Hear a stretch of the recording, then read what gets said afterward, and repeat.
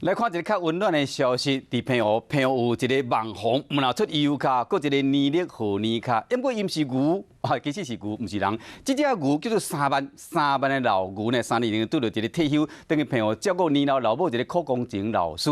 这个柯老师唔甘讲这只牛，互人卖去肉贩啊遐，用3万块价买落来，就呢老牛陪老人，老人陪老牛，嘛以牛为主题，发展做真济艺术的创作。走在乡间的小路上。老牛是回乡的外壳，嘛是互相陪伴的朋友。人牛情缘伫平湖流传背后的故事，使人感动。人牛自在安良家，白头偕老，日日亮。豆豆来，豆豆食，豆豆行。有3班的老牛叫3班。自家人退休回来平湖的柯工程老师，3年前救牛用3班买回来。几年来互相陪伴，柯老师佮用伊家己设计专长，为老伴3班设计年历和周边各创分砖，互老牛变做平湖上千的网牛。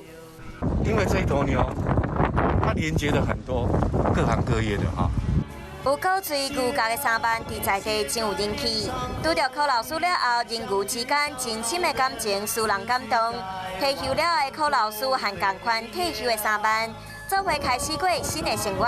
就敢若是咧讲，不管做牛做马，只是人会使拄到对方是上大幸运。